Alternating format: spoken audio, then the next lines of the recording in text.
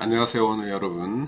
오늘 소요리문답 강의 보충 시간 하도록 하겠습니다. 오늘 2시간으로 나누어서 공부를 하게 될 텐데 우리 수업 듣는 여러분 좀 집중해서 또 같이 공부할 수 있기를 바랍니다. 오늘은 21과 왕직 85페이지 펴시고 왕직 보도록 그렇게 하겠습니다. 제가 질문을 읽고 여러분이 답을 같이 읽습니다.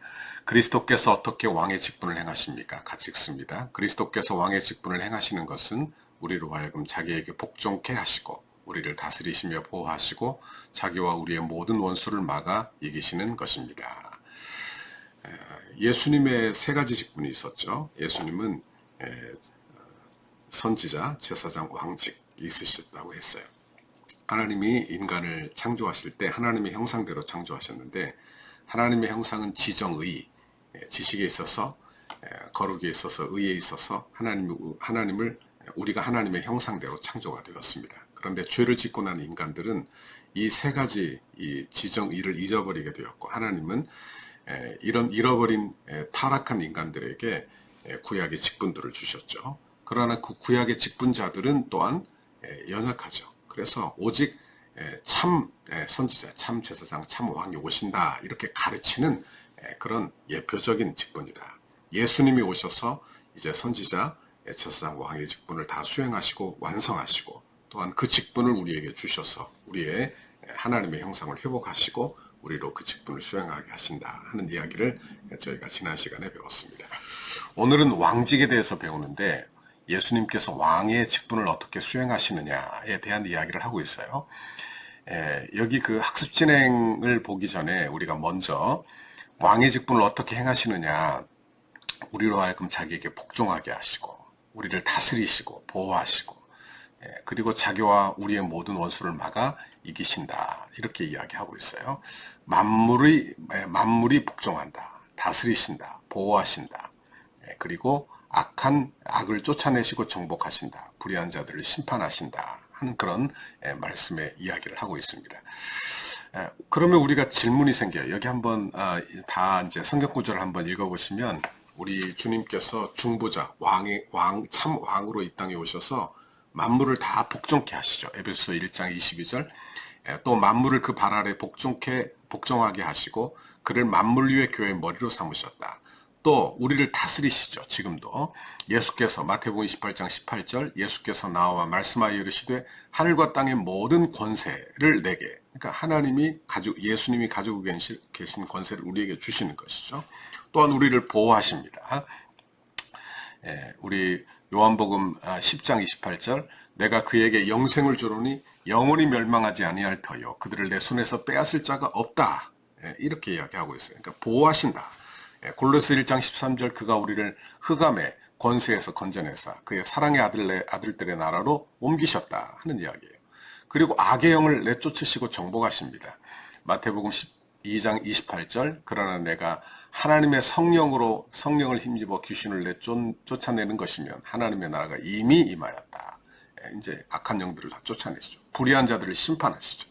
그러면 우리가 질문이 생겨요. 이런 질문이 생깁니다. 하나님의 나라가 이미 임했어요. 그리고 우리가 하나님의 나라에 살고 있어요.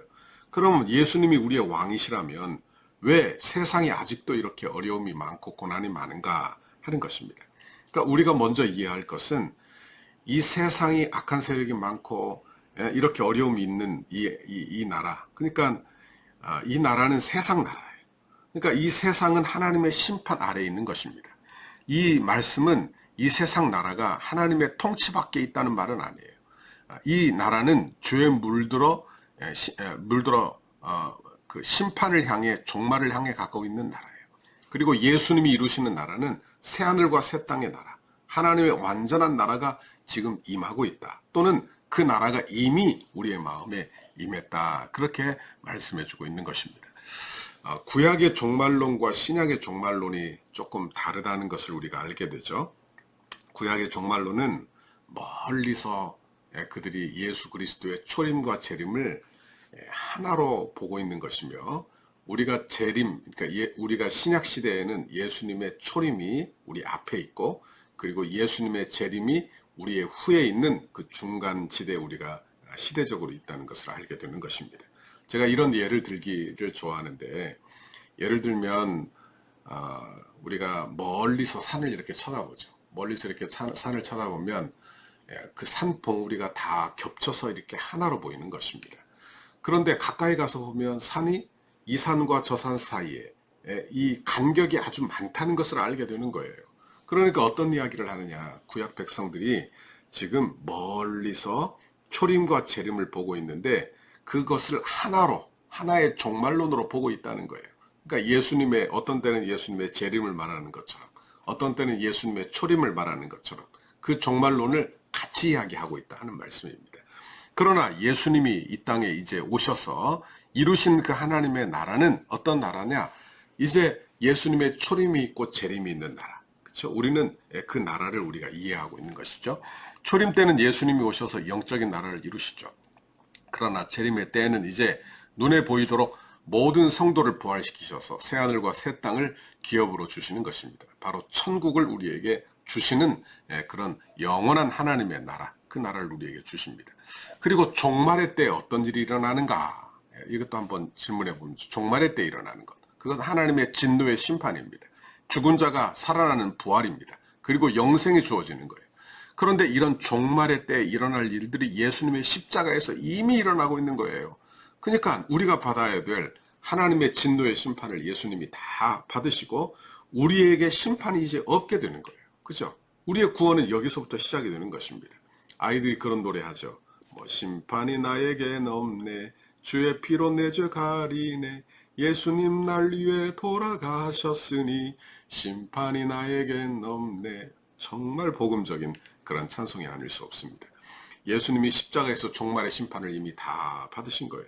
그러니까 종말의 때에 일어날 일, 심판이 일어나고 예수님의 십자가에서, 그리고 예수의 부활이 일어나고, 그죠? 이렇게 부활이 시작이 되는 거예요. 하나님의 나라, 그 나라가 이미 시작이 되었다 하는 것입니다. 바로 초림과 재림의 사이에 교회 시대가 있는데, 이 시대는 눈에 보이는 세상의 나라와 눈에 보이지 않는 하나님의 나라가 공존하는 시대예요. 그러므로 주님이 이루시는 하나님의 나라, 그 하나님의 나라를 보기 위해서는 믿음이 이 시대에 꼭 필요하다, 그런 말씀이에요. 구원도 믿음으로 받죠.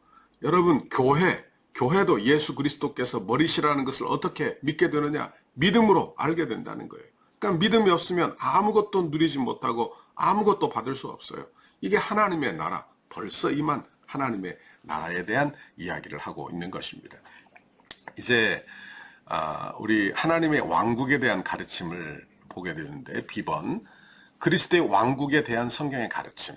하나님의 나라는 벌써 존재하고 있는, 벌써 임한 거예요. 골로새 1장 13절 같이 읽습니다. 그가 우리를 흑암의 권세에서 건져내사 그의 사랑의 아들의 나라로 옮기셨으니. 그러니까 하나님의 나라는 이미 우리에게 임하고 있다. 또 그리스도의 왕국은 또한 영적이며 불가시적이에요. 그러니까 하나님의 나라, 이 세상 나라와 다른 그런 하나님의 나라를 우리에게 보여주죠. 요한복음 18장 36절 같이 읽습니다. 예수께서 대답하시되 내 나라는 이 세상에 속한 것이 아니니라. 만일 내 나라가 이 세상에 속한 것이었더라면 내 종들이 싸워 나로 유대인들에게 넘겨지지 않게 하였으리라. 이제 내 나라는 여기에 속한 것이 아니니라. 그렇게 이야기를 하고 있는 것을 말씀하고 있는 걸 보게 됩니다. 그러니까 하나님의 나라, 그 나라를 우리가 묵상을 좀 잘 해야 되겠습니다. 자, 오늘은 이 종말기의 세 가지 견해에 대하여 좀 묵상하고자 하는데, 종말의 세 가지 견해, 우리가 이제 흔히 알고 있는 전천년설, 후천년설, 무천년설에 대한 이야기를 좀 나누도록 하겠습니다. 먼저 이제 이제 천년 왕국기가 나와 있는 성경을 한번 읽어보시면 좋겠는데요. 자, 여기 요한계시록 20장 1절에서 6절 말씀 같이 한번 읽어보도록 하겠습니다. 제가 여기 띄워놨는데 잘 보이시는지는 모르겠어요. 보이지 않으면 요한계시록 20장 1절에서 6절을 찾아보시기 바랍니다. 또 내가 보매 천사가 무저갱의 열쇠와 큰 쇠사슬을 그의 손에 가지고 하늘로부터 내려왔어. 용을 잡으니 곧 옛 뱀이요 마귀요 사단이라. 잡아서 1000년 동안 결박하여. 여기 이제 1000년이 나오죠. 1000년 동안 결박하여. 무저갱의 무종에게 던져 넣어 잠그고 그 이후에 봉인하여 천년이 지나도록, 여기 천년이 또 나오죠. 다시 만국을 미혹하지 못하게 하였는데 그 후에는 다시 잠깐 노일이라. 여기도 잠깐 노일이라. 그러니까 천년 왕국이 어떤 나라인지 사단을 잡아 천년 동안 결박하고 그리고 만국을 미혹하지 못하게 하고 다시 잠깐 놓으리라. 또 4절에 보면 또 내가 보좌들을 보니 거기에 앉은 자들이 있어 심판하는 권세를 받았더라.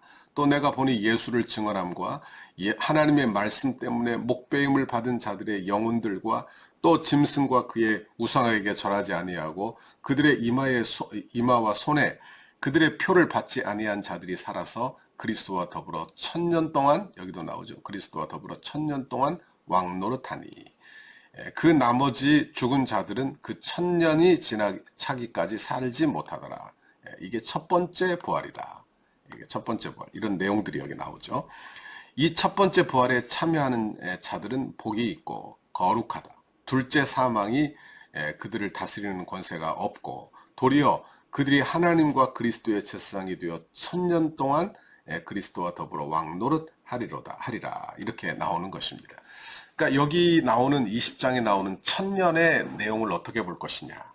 이거에 따라서 다른 종말론의 견해를 가지게 된다는 것입니다. 다시 교재로 되돌아와서.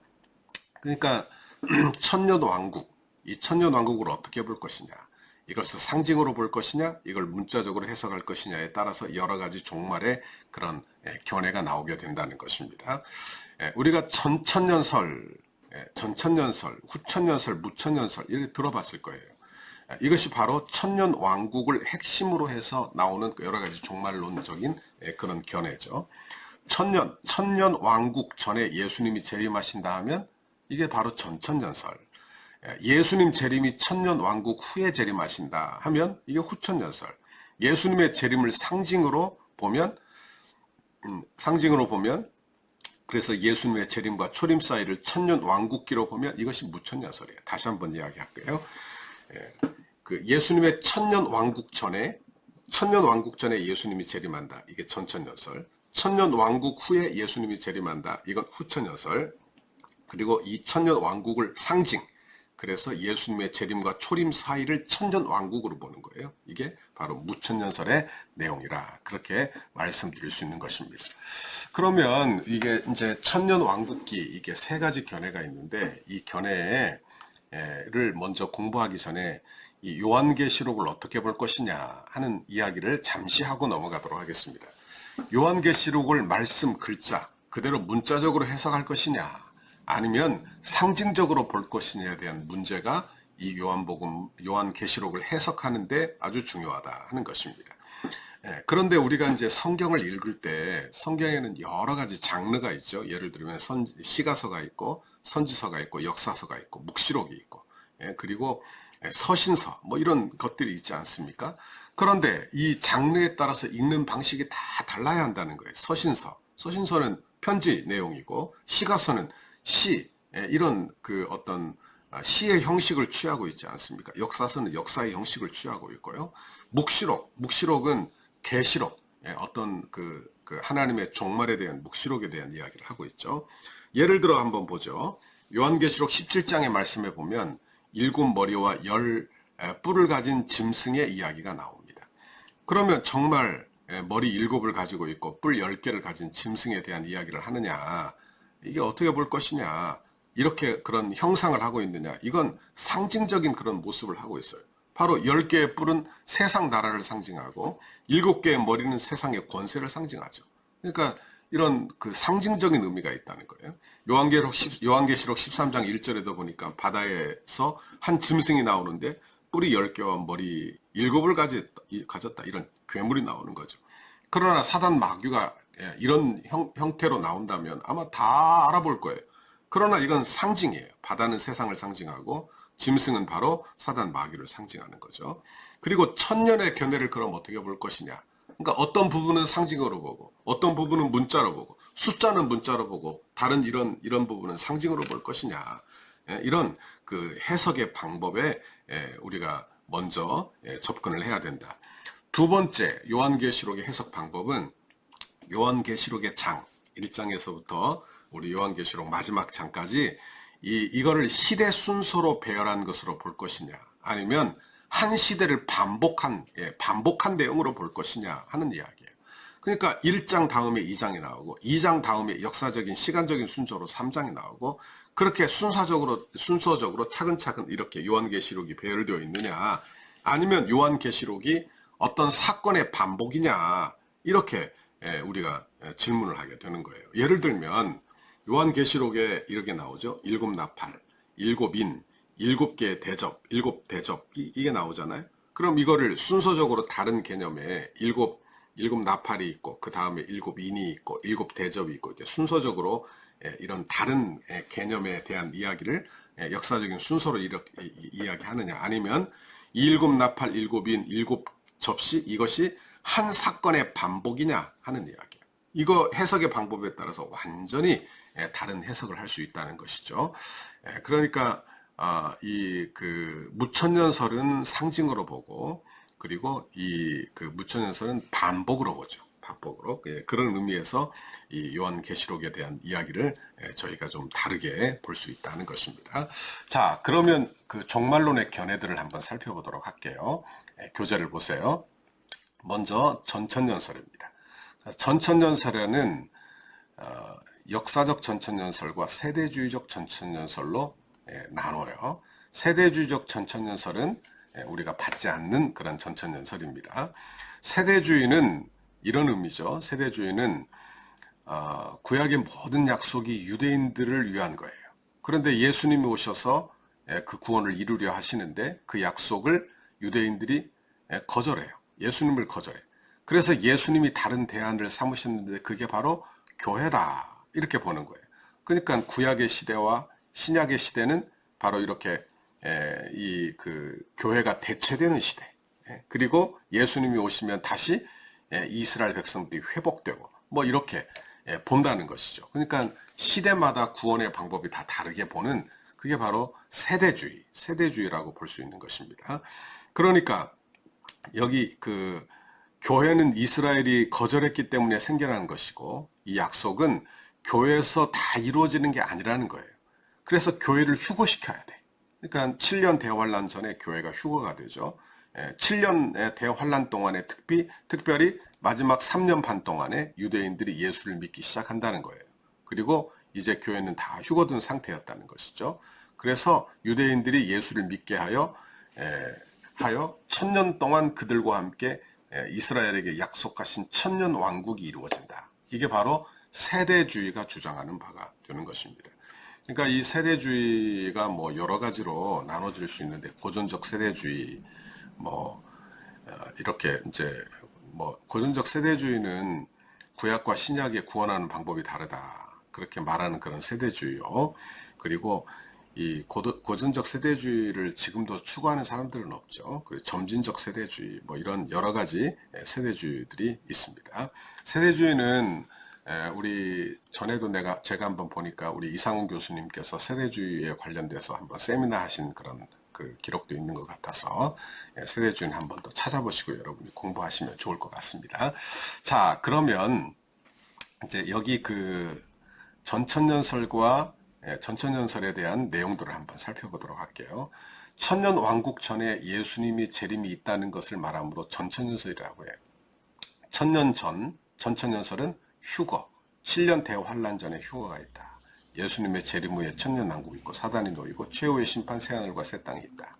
근데 여기에서 제가 세대주의적 전천년설과 그리고 역사적 전천년설로 나누어요. 그러니까 우리가 세대주의적 전천년설은 받지 않습니다. 이건요. 그러나 우리는 역사적 전천년설은 받아요. 그러니까 우리 개혁주의 교단 안에 역사적 전천년설을 이 공정하고 합당한 것으로 받는다는 이야기예요. 그리고 후천년설, 그리고 무천년설, 그러니까 우리 개혁주의 안에 역사적 전천년설과 무천년이 거의 주를 이루고 있는데, 이 내용들이 어떻게 다른가 우리는 조금 알아야 되겠다. 그러니까 여러분이 이걸 뭐 다 설명할 필요는 없지만 그래도 세대주의적 전천년설 그리고 역사적 전천년설의 그 차이는 조금 알아야 되겠죠. 세대주의자들은 인간에 대한 하나님의 구속의 계획을 7단계로 구분을 하고, 마지막에 천년왕국을 둡니다. 이것이 바로 이들은 바로 성경을 문자적으로 그리고 도식으로 문자적으로 도식으로 순서적으로 이 계시록을 이해한 결과죠. 자, 여기를 보세요. 이제 이 도식에 보면 초림 이제 이게 약간 틀어졌어요. 이게 지금 여기 나와 있는 게 지금 약간 틀어졌는데 천지창조, 예수님 하나님의 천지창조가 있고요. 그다음에 구약의 시대가 있고 구약 시대 끝난 다음에 초림이 지금 여기에 와야 되겠죠. 여기에 초림, 그리고 신약 시대가 있죠. 그리고 이제 7년 대환란이 있습니다. 7년 대환란. 이 7년 대환란이 있은 후에 이제 여러분의 교재를 한번 보세요. 교재는 아마 이게 정상적으로 잘 되어 있을 것인데, 자, 보도록 하겠습니다.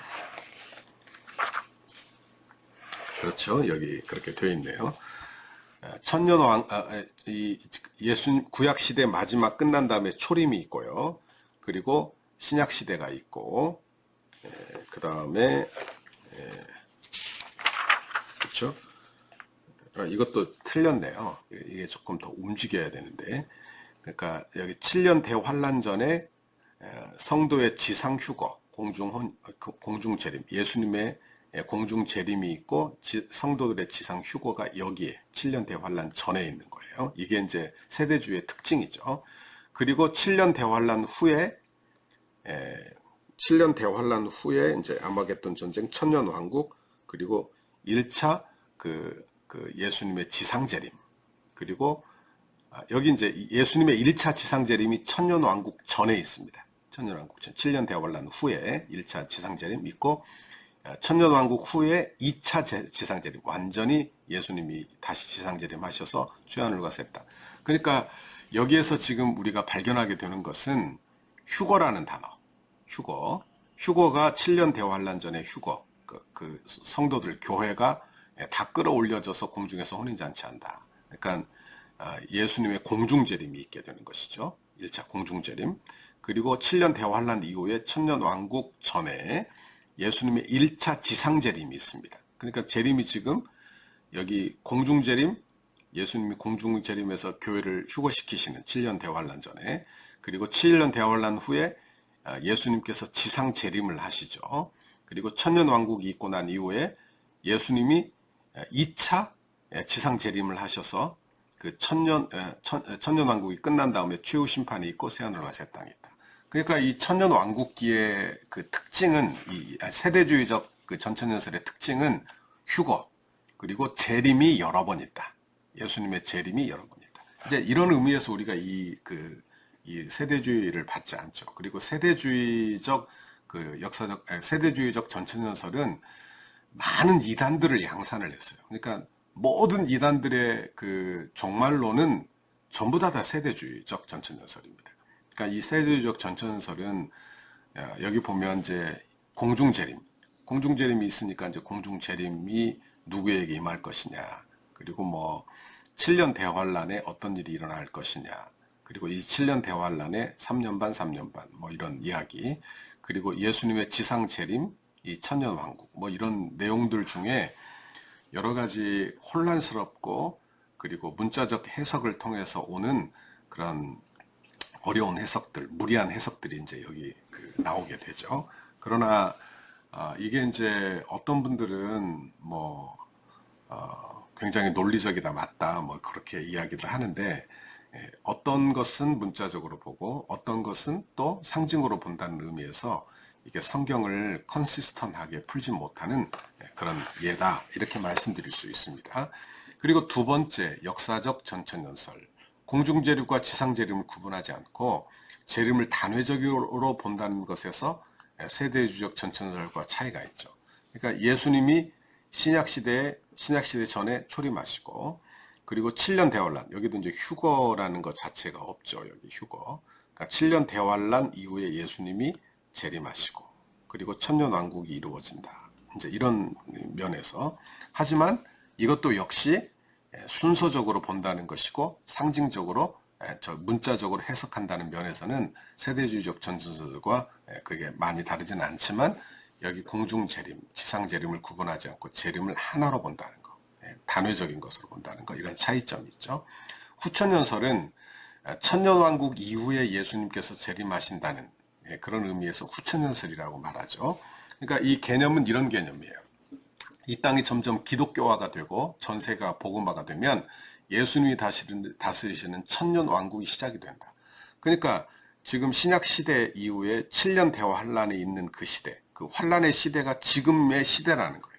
그리고 천년, 예수님께서 재림하시고 난 다음에 천년 왕국이 있고 그 다음에 다시 최후의 심판, 새하늘과 새 땅. 그러니까 이 내용이 이렇게 진행이 된다는. 이것도 지금 무천년하고 좀 비슷한 거는 앞에 있는 내용을 상징으로 보는데, 무천년은 천년 왕국까지 상징으로 보는 거예요. 천년 왕국. 그러니까 이걸 잘 보시면 좋을 것 같습니다. 이제 무천년을 한번 보도록 할까요? 이제 무천년은 천년을 상징으로 봅니다. 그래서 예수님이 오신 이후에 이미 천년왕국이 시작하였으며 지금 왕으로 세상을 다스리고 계시다고 말합니다. 그리고 예수님의 재림과 새하늘과 새 땅을 고대한다. 그러니까 우리가 기다리고 있는 것은 천년왕국을 기다리고 예수님의 천년왕국을 기다리는 게 아니에요. 휴거를 기다리는 게 아니에요. 우리가 기다리는 건 완전한 최후의 심판, 그래서 새하늘과 새 땅으로 우리가 가게 되는 그 때를 우리가 기다리고 있다. 그렇게 말씀드릴 수 있다 하는 것입니다. 자, 무천년설은 그래서 잘 보세요. 예수님의 초림과 재림 사이를 7년 대환란의 시대, 그리고 천년 왕국 시대, 이렇게 함께 통틀어서 이걸 상징으로 본다는 거예요. 그리고 우리가 기다리는 것은 완전히 새하늘과 새 땅, 그리고 최후의 심판을 기다린다. 그러니까 성경 어디에도 예수님의 재림이 2번이 있다거나 3번이 있다거나 공중 재림이 뭐 공중에서 주를 배웠는다, 뭐 이런 이야기들이 있지만 이건 이제 해석의 그런 차이기 때문에 그런 해석들을 어떻게 할 것이냐에 대한 이야기들. 여러분이 한번 그 무천년설은 우리가 1학년 때 종말론에 이야기할 때 이제 무천년설, 후천년설 뭐 이런 그 내용들 저희가 살펴보고 있기 때문에 이제 우리가 박경룡 신학을 보시면 박경룡 조익 신학은 제가 이제 요 책으로도 인간론을 종말론을 가르친 바가 있는데 여기에서도 보면 이거는 이제 역사적 전천년설의 입장에서 쓰여져 있어요. 그래서 이제 이해하시고 이 교재들을 좀 보시면 좋겠다 그렇게 싶습니다. 우리가 지금 공부하고 있는 이 소요림 문답은 무천년의 입장에서 쓰여져 있어요. 그래서 이제 무천년설에 가깝게 쓰여져 있다는 거 무천년설로 이제 쓰여져 있다는 걸 기억하시고 읽으시면 좋겠습니다. 무천년설의 근거, 그러니까 저도 이제 무천년설의 입장에 있는데 이 무천년설의 근거. 하지만 개혁주의 안에서 역사적 전천년설, 무천년설이 함께 그렇게 동일하게 인정되고 있다는 것을 기억하시면서 보시면 좋겠습니다. 자, 무천년설의 근거 첫 번째 같이 읽어볼까요? 성경은 언제 그리스도께서 임하실지 모른다고 말합니다. 만약 인간이 그리스도께서 천년 곧 평화의 천년 후에 재림하신다는 것을 안다면 그렇게 말할 수 없었을 것이다. 이게 이제 무천년의 주장이죠. 그러니까 그때와 그 시는 아무도 모른다. 아버지의 권한 안에 두셨다. 그런데 천년 왕국기가 시작되지 않았으니까 예수님의 재림이 임하지 않는다. 이렇게 말할 수 있다는 거예요. 그러니 이건 성경적이지 않다. 또 성경은 오늘날을 말세라고 합니다. 만약 그렇다면 예수님의 재림으로 이 시대가 끝난 후에 천년을 기대할 수 없을 것이다. 이제 종말로 이렇게 보고 있기 때문에. 세 번째, 예수님은 이미 우리의 왕이시다. 예수님이 왕이시다는 거예요. 그러니까 이 사실로 볼 때는 우리가 이제 무천년을 지지할 수 있다 하는 내용들로 말씀하고 있습니다. 맺는 말. 우리의 왕은 우리를 위해 목숨을 버리심으로 자신의 백성을 하나님의 나라로 이끄셨습니다. 하나님의 나라는 영적인 왕국이며 하나님이 주시고자 하는 복은 영적인 복임을 기억해야 합니다. 그리고 우리는 어떤 하나님의 나라를 원하고 있는지를 묵상해 봅시다. 같이 이렇게 좀 생각해 봐야 되겠죠. 이제 우리가 공부하면서 우리도 이스라엘 백성들처럼 이 땅의 왕국을 원하는지 아니면 하나님이 이루시는 하나님의 나라, 영적인 하나님의 나라를 원하는지, 하나님이 우리에게 주시는 복도 영적인 복이죠. 그런 영적인 복을 우리가 추구하고 있는지 우리 이 시간에 묵상해 보기를 바랍니다. 그리고 이제 여기 그 재림 날짜를 여기 이제 이단들의 재림 날짜, 이단들은 이제 재림 날짜를 막 이렇게 정해 놓잖아요. 그런데 이 재림 날짜가 이야기되었던 그런 그 내용을 제가 참고로 여기 넣어놨어요. 참고해서 보시면 좋을 것 같습니다. 자, 22과 그리스도의 낮아지심. 그러니까 예수 그리스도께서 그분의 세 가지 직분을 어떻게 수행하시느냐 하는 이야기입니다. 이제 그리스도의 세 가지 직분을 수행하실 때 예수님이 그리스도의 세 가지 직분을 낮아지심과 높아지심을 통해서 그의 직분을 수행하시죠. 그러니까 예수님이 우리와 연합하여 우리의 자리까지 낮아지시고, 그리고 나와 같이 낮아지신 이후에 나를 데리시고 높아지시는 거죠. 부활하시고 승천하심으로 하나님 보좌 우편에 앉기까지 우리를 높이시는 거예요. 그러니까 내 자리까지 우리 주님이 낮아지시고, 그리고 나를 들어 지극히 높인 하나님의 아들의 자리로 높이신다는 거예요. 그러니까 예를 들면 불이 났어요.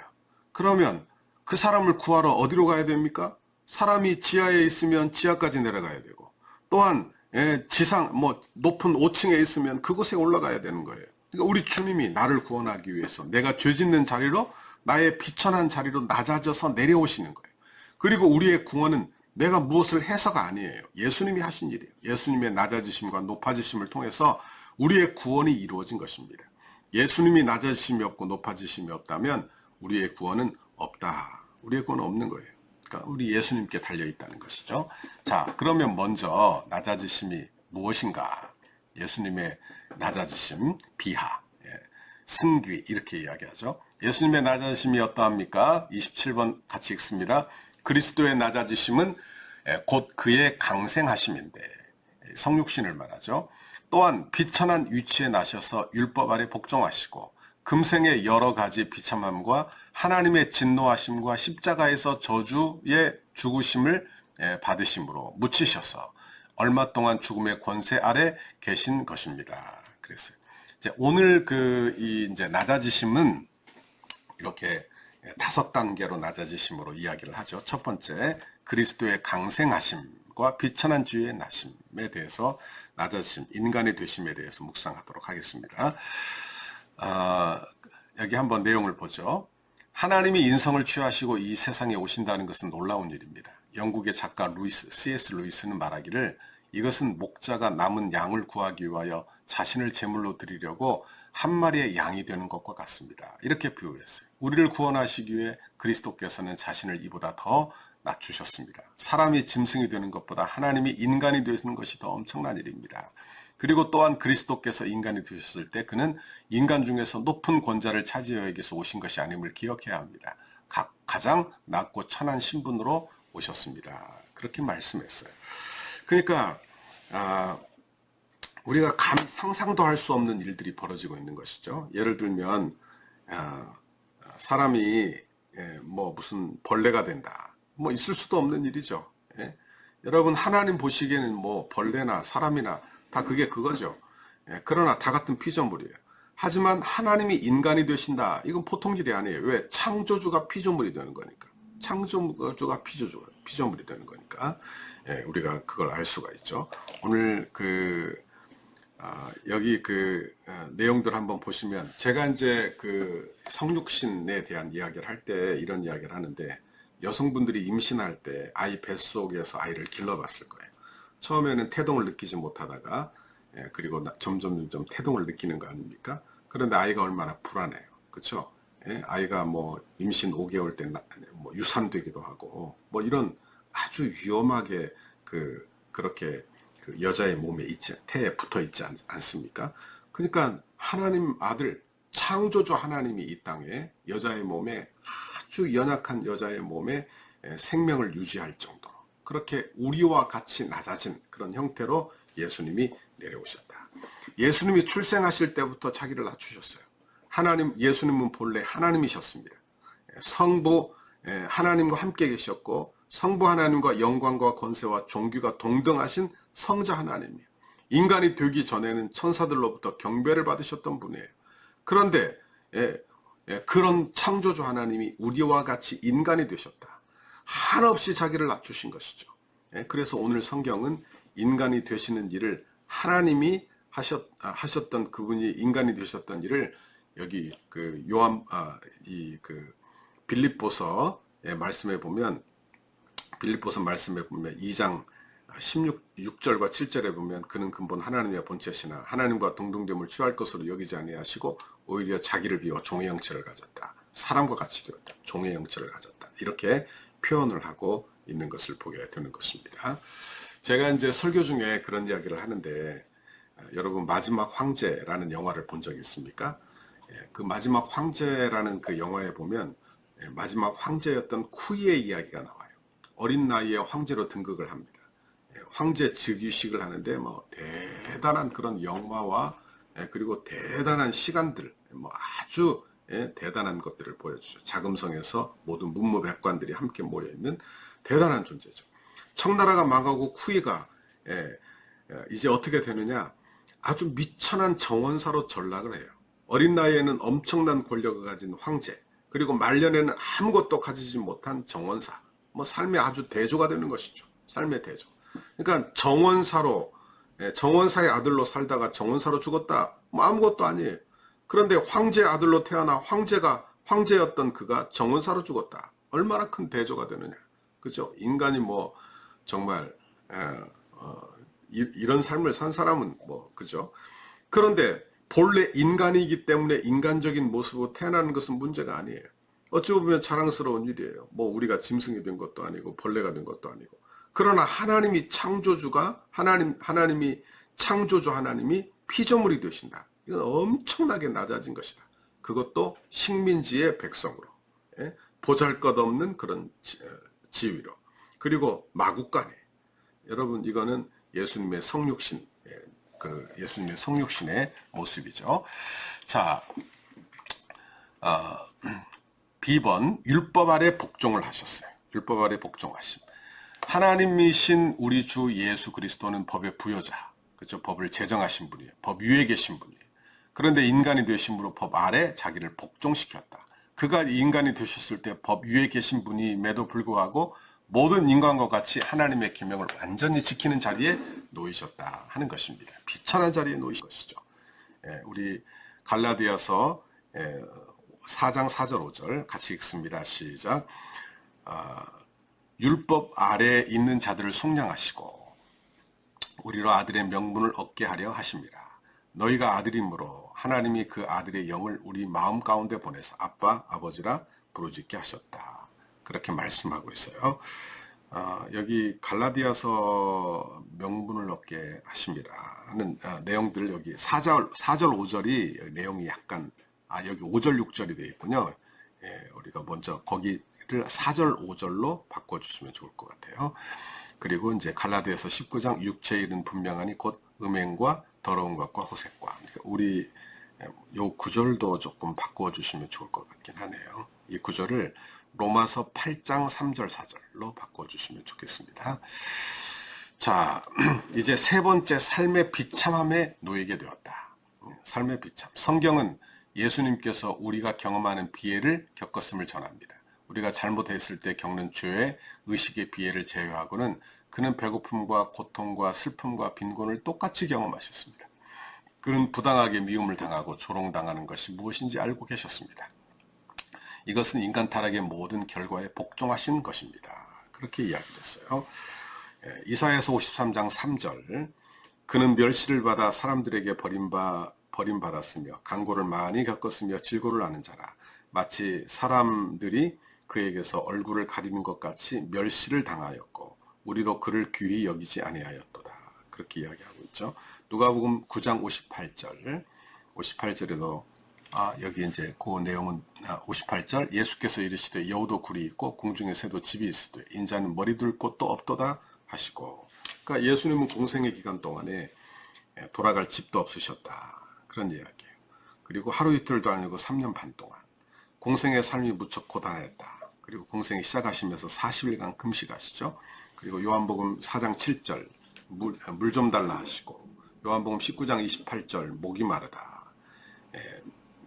요한복음 4장 6절 피곤하셨다. 요한복음 11장 35절 눈물을 흘리시더라. 그러니까 삶의 비참함을 다 당하시는 거예요. 다 당하시는 거예요. 그렇죠?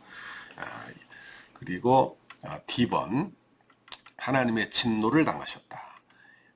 하나님의 진노. 이 고통은 예수님께서 하나님의 진노에 복종하시어 주의 모든 보응을 당하실 때 잘 표현되었어요. 예수 그리스도께서 십자가에서 나의 하나님 나의 하나님 어찌하여 나를 버리시나이까 라고 외칠 때 그는 버려진 자들이 심판날에 경험하게 될 똑같은 실제적인 하나님의 진노를 다 당하시는 거예요.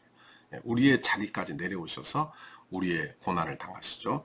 마태복음 21장 46절 같이 읽습니다. 제9시쯤에 예수께서 크게 소리질러 이르시되 엘리 엘리 라마 사막다니 하시니 이는 곧 나의 하나님 어찌하여 나를 버리셨나이까 하는 뜻이라.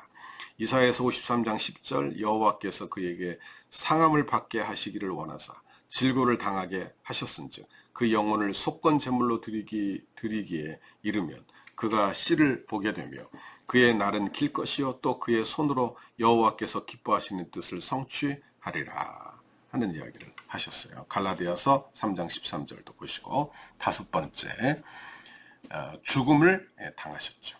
그리스도께서 십자가에서 잔인한 죽음을 당하셨을 때 죄의 형벌을 완전히 지불하셨습니다. 성경을 읽어보시기 바라고요. 로마 시민은 십자가에서 죽지 않았죠. 사람으로 취급당하지 못하는 그런 형벌을 받으셨다는 거예요. 하나님의 저주를 받은 그 십자가. 이게 바로 예수님이 십자가에서 죽으신. 예수님께서 십자가에서 죽은 죽음은 이것은 죄인들에게 내리는 하나님의 심판, 죄인들에게 내리는 지옥의 저주를 하나님이 우리 주님이 다 받으시는 거죠. 마지막 종말의 때에 있을 만한 하나님의 진노의 심판이 벌써 있고 그리고 그 종말의 때에 있을 부활이 벌써 있고 여러분 그렇죠? 제가 이제 이 구절 제가 설교할 때는 이런 이야기를 합니다. 왜 하나님이 그 겟세마네 동산에서 죽으실 때 만일 아버지께서 할 수만 있으시다면 이 잔을 내게서 옮기시옵소서. 왜 이런 기도를 하시는가? 죽음이 두려워서인가? 뭐 소크라테스는 독배를 마시고 당당히 죽었다고 하는데 그죠? 왜 예수님은 죽음 앞에서 이렇게 두려워 떠시는가? 그러니까 예수님이 왜 두려워 떠는가에 대한 이야기를 우리가 생각을 해볼 필요가 있어요. 예수님이 두려워 떨며 이 잔을 내게서 옮기시옵소서. 이건 육체적 고통 때문만이 아니에요. 그러니까 이 하나님의 공의의 하나님이 하나님의 진노의 심판이 부어지는 그 종말의 심판이 무엇인지 아는 그런 예수님은 그 고통을 상상도 할 수 없는 인간이 대하는 그 죽음과는 다르다 하는 말씀을 하고 있다 하는 말씀입니다. 그래서 어떻게 하시냐? 우리의 자리까지 낮아주시죠. 우리의 자리까지. 그러니까 그분이 33년의 삶은 자신을 낮추신 결과예요. 고난을 받으시고 낮아지시고 낮추신 그 삶. 이게 그분의 33년의 공생이에요. 그걸 통하여 우리와 연합하시죠. 그래서 우리를 하나님의 자리까지 끌어올리시는 거예요. 하나님의 자리까지 끌어올리셔요. 그렇죠? 이 이야기를 낮아지심에 대한 이야기를 하고 있습니다. 맺는 말 같이 읽어볼까요?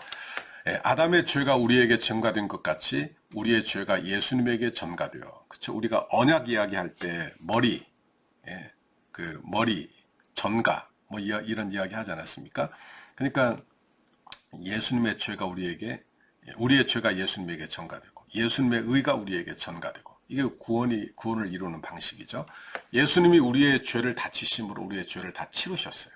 십자가가 종말적인 심판의 자리예요. 그래서 그분의 의를 우리에게 전가시킴으로 우리를 의로운 자로 삼으셨어요. 이게 구원이 우리에게 이렇게 이루어진 거죠. 우리의 구원은 그리스도의 낮아지심, 높아짐이 없었다면 불가능한 일이고 예수님이 다 이루신 일이에요. 그러니까 내가 한 거 아니에요. 내 공로가 아니에요. 예수 그리스도께서 우리와 같이 비참한 자리에 낮아지셔서 우리와 연합함으로 죄의 삭스를 치르시고 그분이 높아지심으로 우리를 연합하여 높이심으로 우리를 끌어올리셨다. 그렇죠? 우리 여기 도식은 우리 이 단계별로 이렇게 놓았는데 여기는 6단계로 구분을 해지고 있어요. 우리가 5단계로 봤고요. 자, 그 다음에 높아지심하고 조금 쉬도록 그렇게 하겠습니다.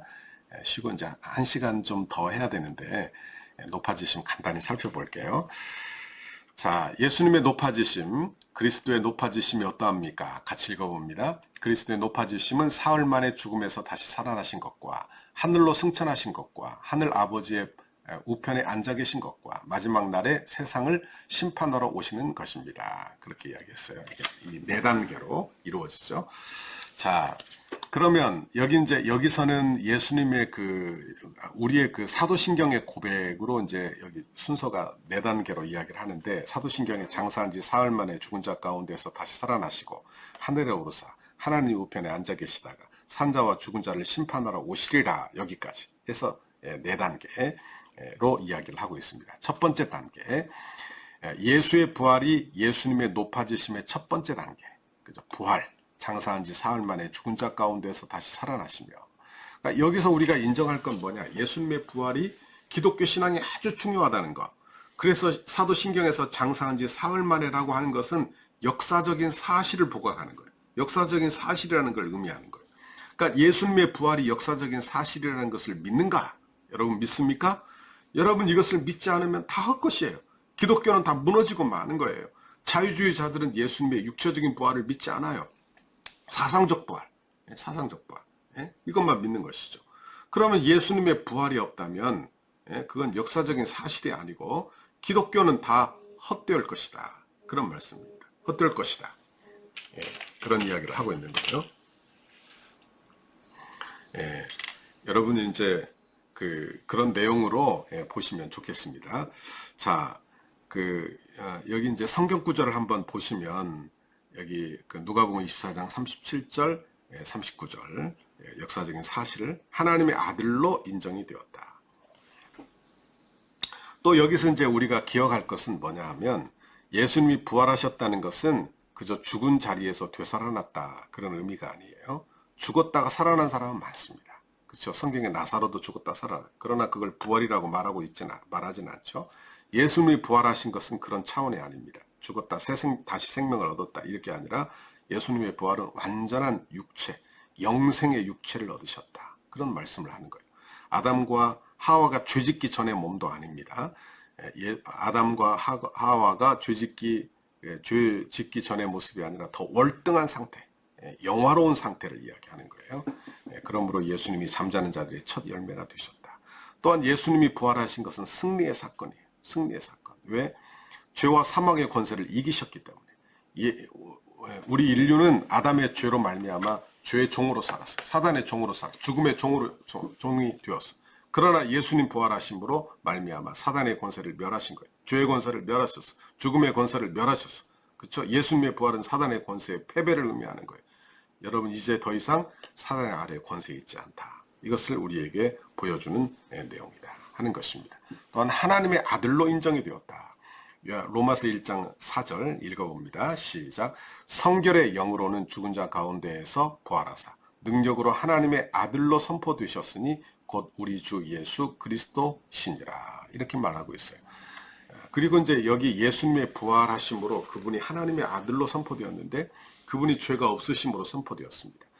우리가 예수님과 연합됨으로 우리도 예수님과 같이 부활할 소망을 얻게 된 거예요. 우리도 예수님의 부활하신 육체와 같이 우리도 변하게 될 것을 소망하는 것이죠. 둘째로, 여러분 예수님의 높아지심은 부활하고 승천하심이에요. 부활하고 승천하심. 여기 이제 그리스도와 연합이 되어 다시 살아남으로 죄의 세력 아래서 일으키셨다. 네 번째, 부활에 대한 소망을 갖게 되었다 하는 것입니다.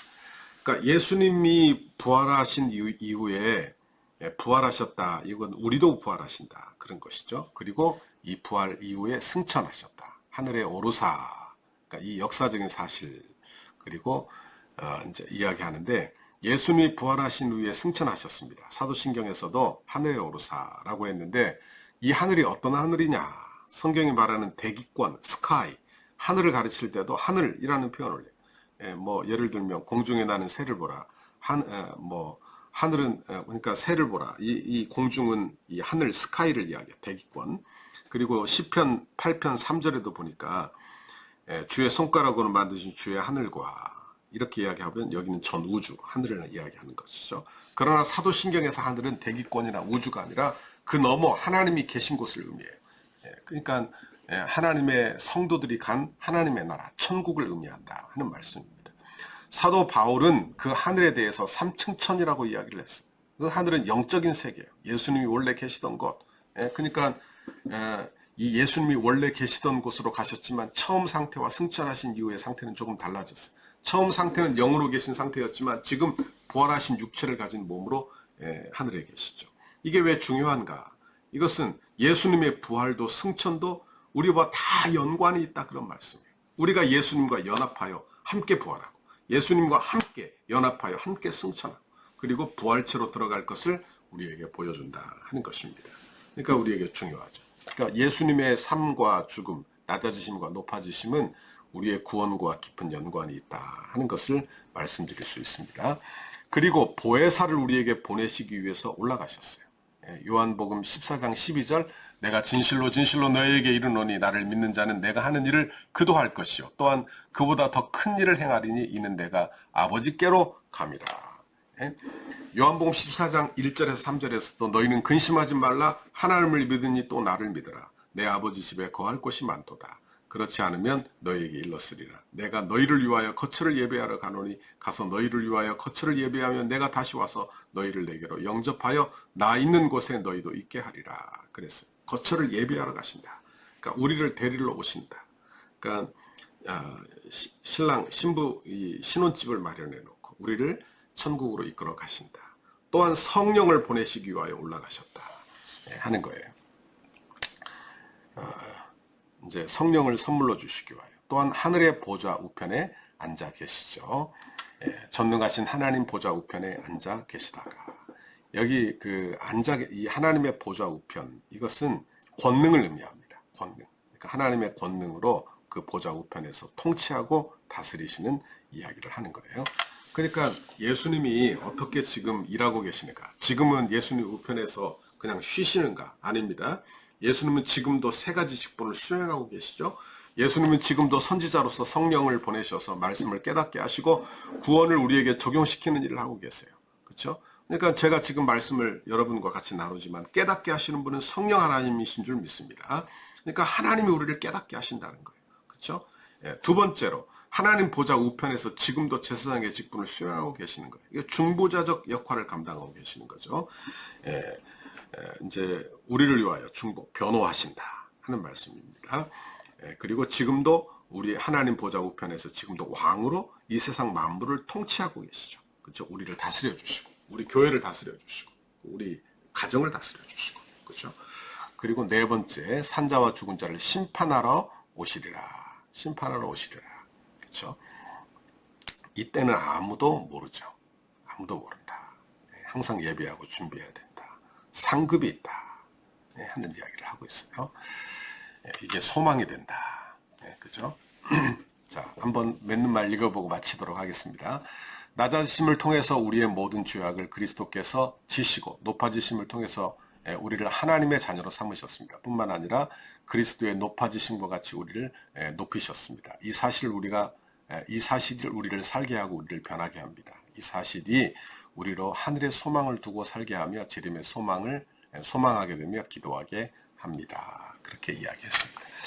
오늘 첫 번째 시간 여기서 마감하고 좀 쉬도록 하겠습니다. 그리고 두 번째 시간 조금 후에 또 다시 뵙도록 하겠습니다. 수고하셨습니다.